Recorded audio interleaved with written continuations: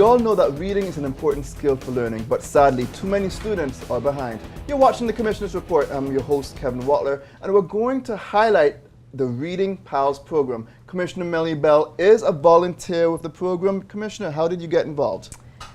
Well, I've been doing it 5 years now, and Lewis Elementary, the faculty come to me and said, you know, we're hearing about Reading Pals, it's all over the county. How do we get it in our school here in Fort Meade?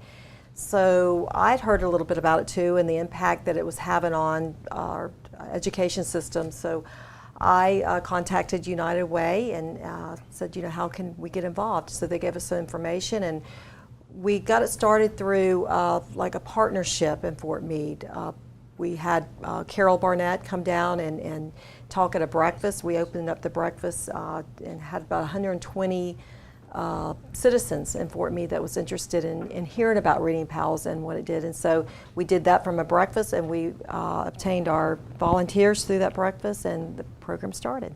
And we do also have Sylvia Palmer. She is with the Reading Pals program and also the principal of one of the schools that the program is at. Welcome to the show. Thank you. So, Ms. Palmer, tell me a little bit about what you do, what your involvement is with the Reading Pals program.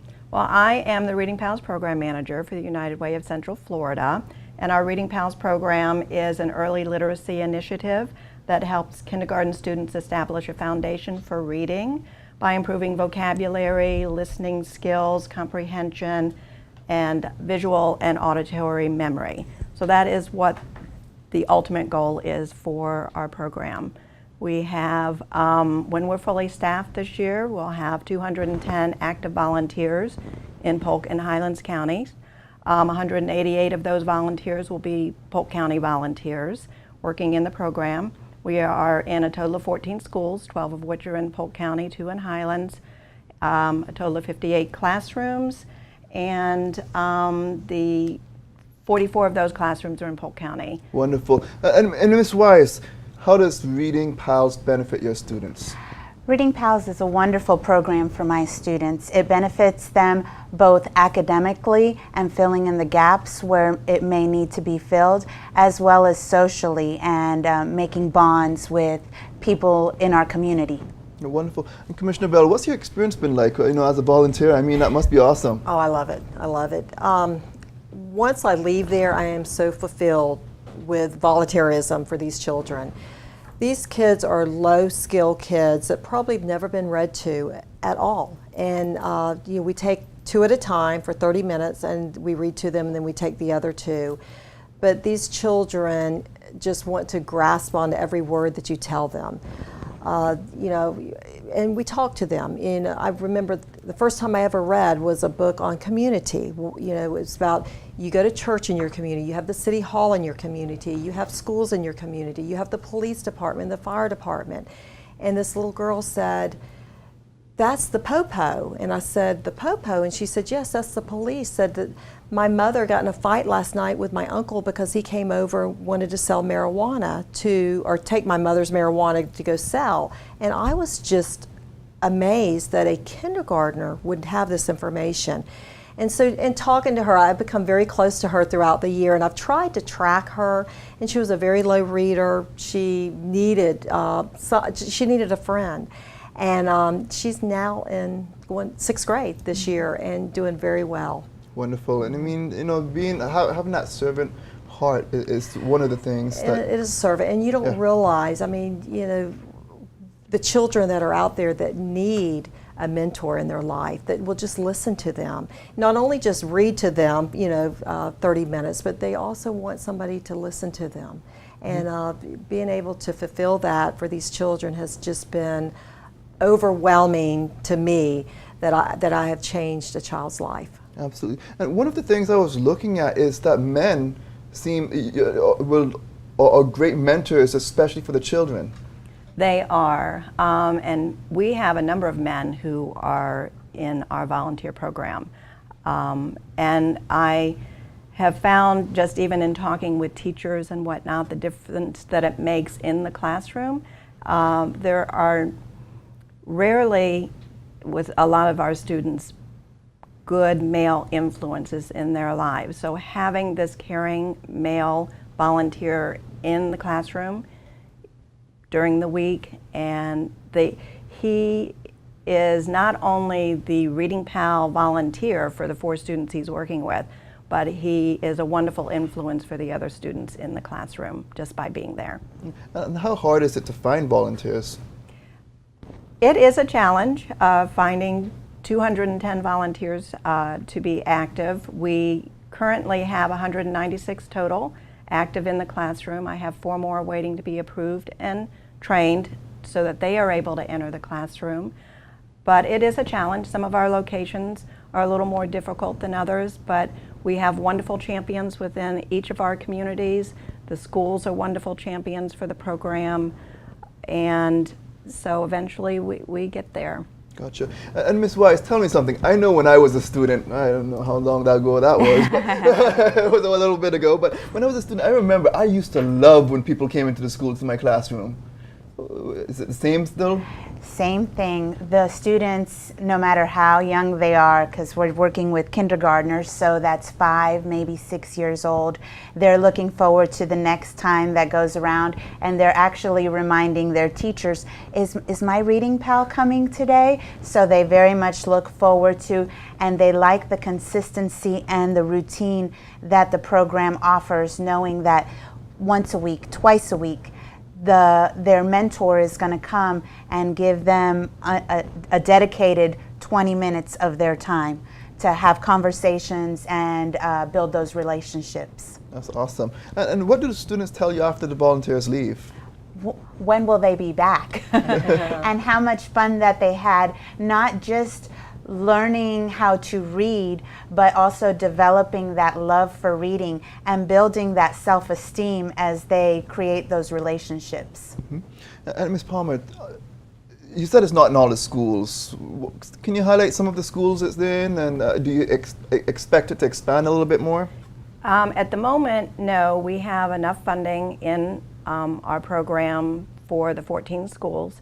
The 12 schools in Polk County were chosen by the Polk County School Board as schools where they felt this program would benefit the most, and we'd have volunteers to fill the classrooms.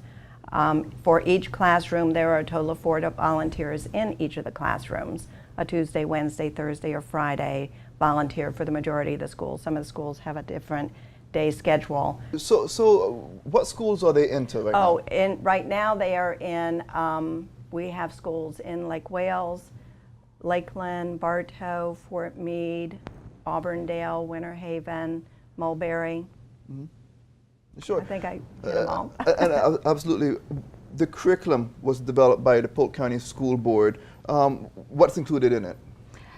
The curriculum consists of your everyday concepts of reading, for example, phonics and comprehension.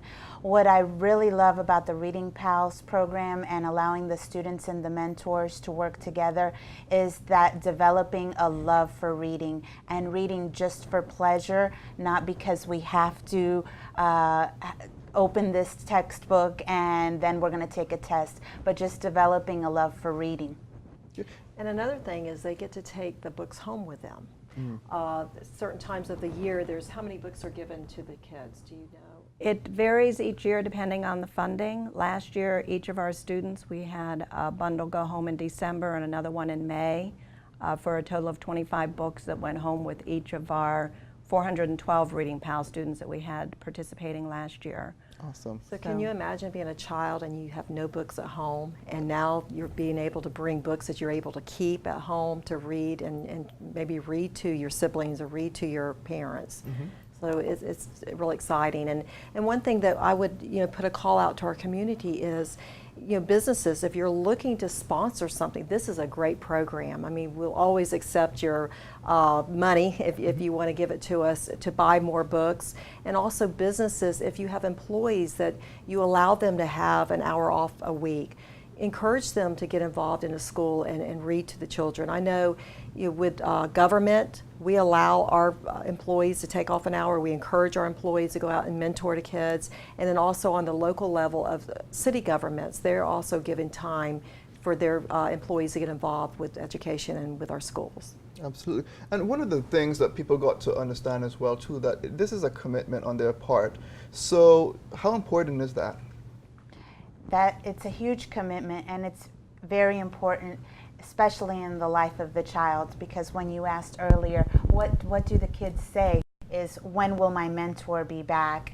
And sometimes when there's a break or a gap, it could be disheartening to a child. So yes, to make that commitment, but the reward is priceless in building that relationship with that child. Absolutely.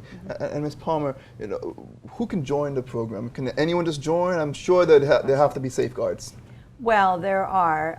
Anyone who has a love for children and would feel comfortable volunteering in a kindergarten classroom, they are working in the kindergarten classroom.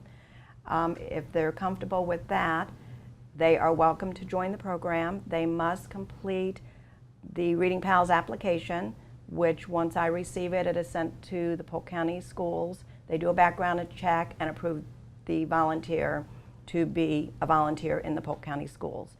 They will also attend a 2-hour training session where we teach them about the Reading Pals program, what they'll be doing in the classroom, tips on working with the children, that sort of thing. Absolutely. And those at home who are interested in the program, all they have to do is go to the United Way website and look for Reading Pals, and all of the information is right there. I know I was on the website earlier, and they have a lot of good information for those who may be interested in joining the program. Well, we're almost running out of time, so I'm going to leave Ms. Weiss with some final remarks, and then we'll move on. Yes, and I encourage anybody that wants to make the difference in the life of a child, please join Reading Pals and come volunteer at our schools. Yes, she'll make a change in a child's life forever. And I do want to take this time to thank Carol and Barney Burnett, who give $1 million a year to the statewide Reading Pals program. That's That is shared between now 15 United Ways that have this program. And I do want to thank them for allowing the opportunity to have this program in Polk and Highlands County. Wonderful. And Commissioner Bell. And I would just like to thank United Way for carrying this program out. I know that they have taken this program to other counties and teaching other school boards on how to get volunteers and get Reading Pals into their schools. So it's great to have, that it bloomed out of Polk County that we have this. But yes, please get involved. If you want to change a child's life, 1 hour a week is all we ask.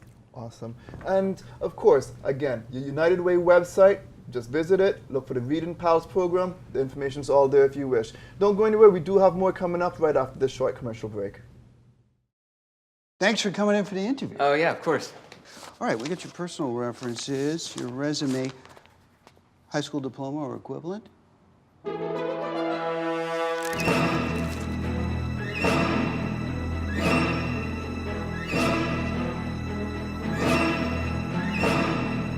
Skip the drama. Get your diploma. Yes, it's right there. Great. Take that first step towards a better future. Find free adult education classes at finishyourdiploma.org.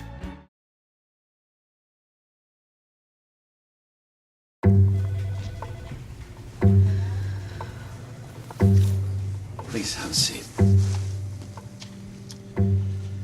I'll be honest. Your resume is not what I'm used to. I know. Okay, so what would you bring to my company? What do you need? I need a hard worker. Good. I've got 2 part-time jobs and to help my parents pay the bills. I need problem-solving skills. I got through high school without a car, a phone, or a computer. No college degree, though. Not yet, but life's taught me a lot, and I'm ready for more. Well, you're not the typical kind of candidate that I hire. But you are exactly what I'm looking for.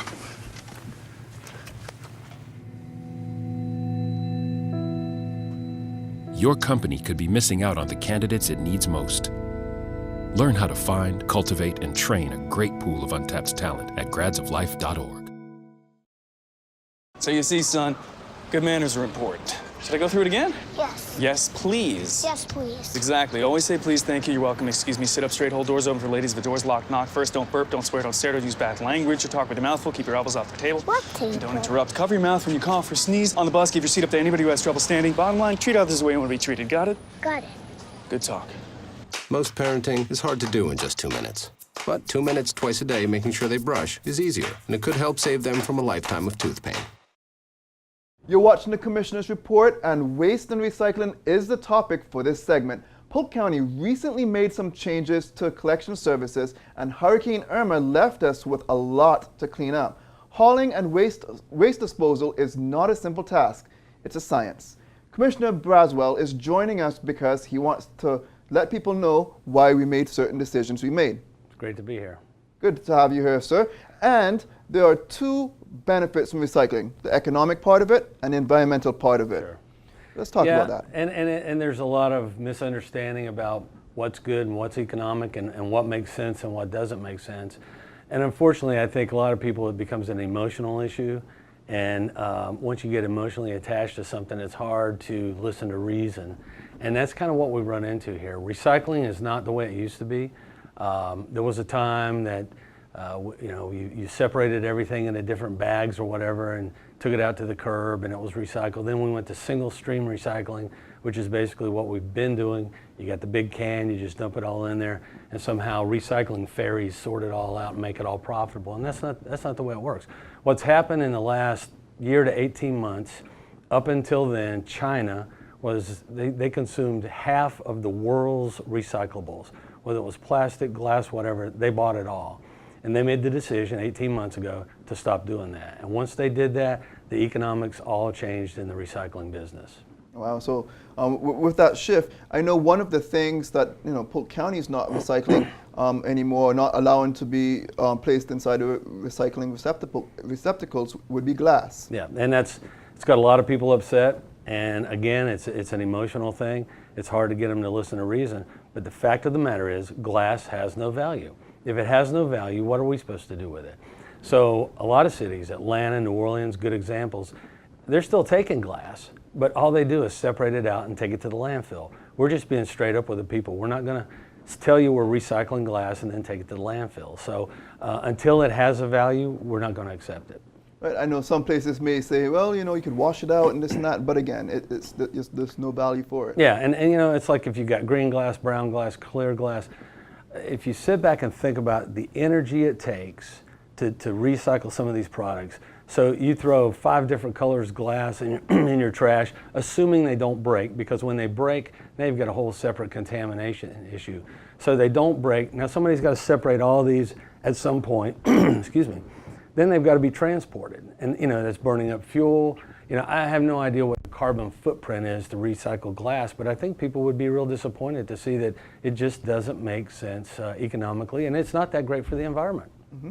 And Nick, I know you touched on it, but what happens to things here in the county when you put your items in the recycle bin and it goes away? What happens? Yeah, so the idea is this. We've got basically 3 things that we're going to recycle: paper, cardboard, metal, and the translucent plastic. Those are 3 items that we know have value, are easily turned into a cash business. And so those items go in, they have to go to a sortation facility, they're sorted out. The plastic goes one way, the paper goes another, and the metals go another way. Then they're sold on the market, and the recycling company, our waste company, will make money off of it. Again, it gets down to if nobody's making money on it, it's not sustainable. It's not going to last very long. But so now those 3 are the ones we take. Everything else goes to the landfill. But I think people ought to understand this. When we talk about landfills, we're not talking about this big mountain. We are talking about a big mountain of garbage at this time. And people don't understand there's a plan behind all this. And the plan is you build these mountains of waste. The biodegradable materials will degrade. And then I think Polk County has something between 50 and 70 years of time on that footprint that we have set up as a landfill right now. And at the end of that 50 or 70 years or whatever it is, we'll come back and mine those big mountains. It's not like they're there forever. They're there to serve a purpose, to break down the easily broken down materials, come back and mine out the recyclable materials. And the technology will be a lot different 50 years from now on how you can recycle plastic, and that's key. Yep. And let's talk about, because some people, they think, the trash man comes and hauls it away.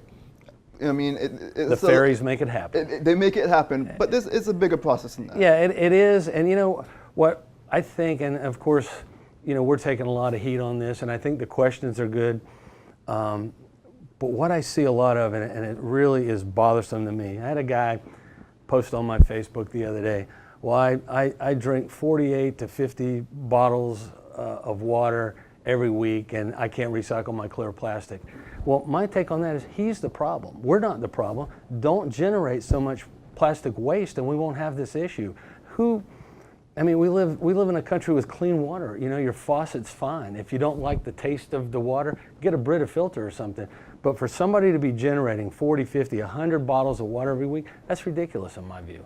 Yeah, that is excessive. yeah, but I mean, you know, a lot of people do that. It's very trendy to drink water out of little bottles right now, or little glass bottles. But, you know, it's not good for the environment. And the fact that you get mad at the county for not recycling something that you shouldn't have generated in the first place, I think is a little bit ridiculous. Absolutely. So why do you think things changed with recycling over the years? Well, you know, the technology's changed, but part of it is, you know, plastic is now more complex to make. People don't realize that, you know, there was a time when plastic resin was pretty much plastic resin. Now there's like 8 different kinds of plastic resin, but what makes it even more complicated is there are other additives that are put in plastic that aren't recyclable. For instance, I'm in the farming business and we need plastics that have sunscreen in them. Well, the sunscreen aspect of plastic makes it more difficult to recycle. So it's just not, you just don't get to melt all the plastic into one big pot and recycle plastic. The other thing is the rules that are in place, you can't use recycled plastics for food. Well, a lot of the uses for plastic is food.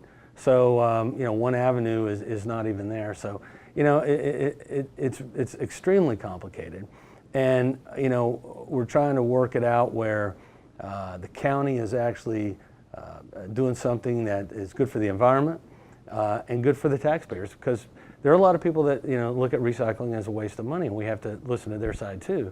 And if we're spending millions of dollars to make one group of people happy and the other not, I mean, you know, we have to balance that out. So let's take a look at what can be recycled in Polk County. I know things like cereal boxes, tin cans. Sure. Any kind of metal can be recycled. All metal has value, especially aluminum. I know I was just reading something about the carbon footprint of recycling aluminum is a fraction of what it is to come up with new aluminum. Let's see what else. The translucent milk jugs. I know it's one specific type of plastic. It's easily recycled, and we know there's a market for it. And then, like you said, the paper and the cardboard. Any paper, any cardboard. And all of those are, they have value and can be recycled. Yeah, absolutely. And I know there's more and more plastic being created by, you know, companies that produce plastic, and especially when gas prices are on the lower side like it is now. Right. Yeah. I mean, plastic is easy. It's cheap. You know, ultimately, what it gets down to, if we're truly concerned about the environment, we'll buy the products that are either easily recycled or don't have to be recycled, or you know, I mean, the consumer guides the industry, and we want quick and easy, and quick and easy is plastic, and plastic is here to stay. We've just got to wait for the technology to catch up to figure out how to recycle it properly. Absolutely. So we're kind of moving more into the environmental benefits and stuff now. And let's talk about some of the benefits to the environment if you continue to recycle, because a lot of people, they're still not recycling, and we want to still encourage people to recycle. Yeah, I mean, trash has to go somewhere. And we don't want it in our backyard. We want it to go to a landfill. We want it to go to recycling what can be. And like I said before, the landfill's there for a finite period of which we come back and mine it for the other materials. So, you know, when you do recycle, even though it goes into the landfill, it's still going toward a good thing, I guess, is what people need to understand. It's not just going to be there forever. We're going to come back and get what's good in it. And I think a lot of people don't get that, or a lot of people probably don't even know that. Mm-hmm. Yeah, and you know, we just had the passing of a hurricane that left a whole lot of trees.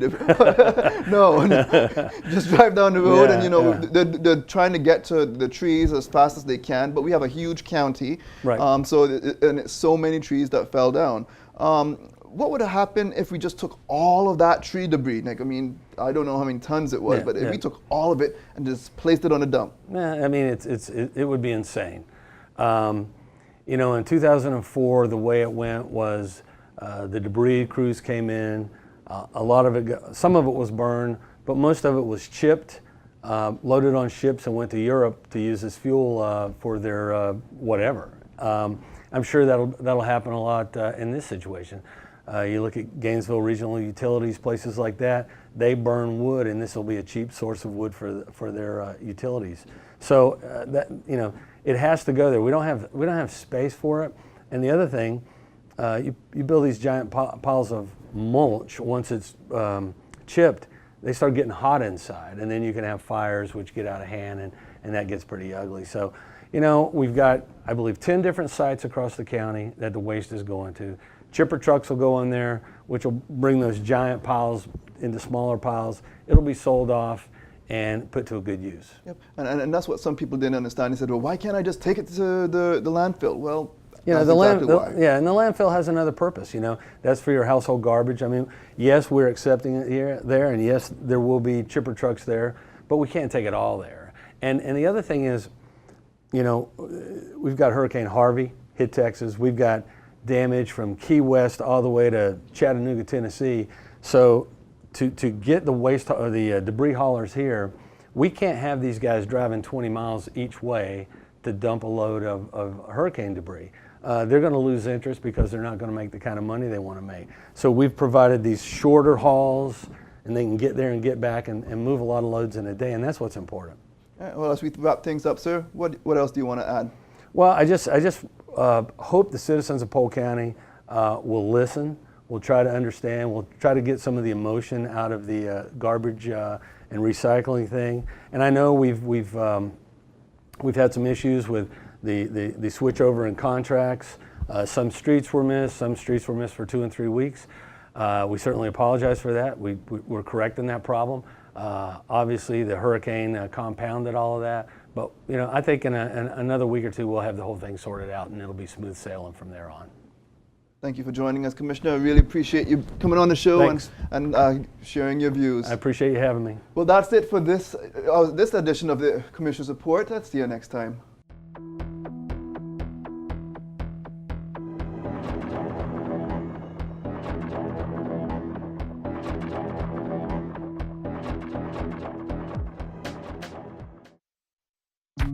People think I'm trash, but they're wrong.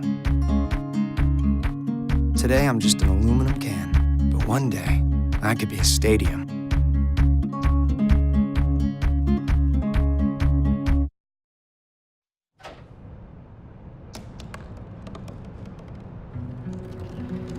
They said I couldn't dream.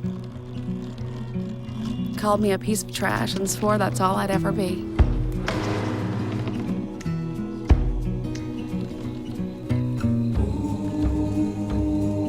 Said a bottle couldn't see the ocean.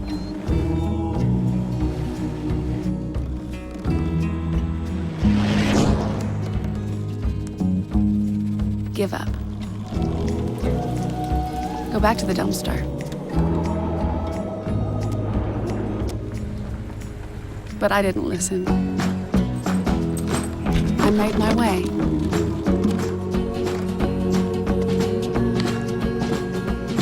And now, I am what I've always wanted to be.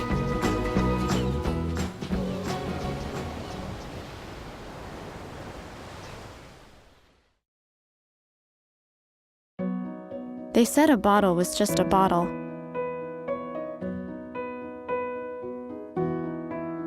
That no one would ever notice me.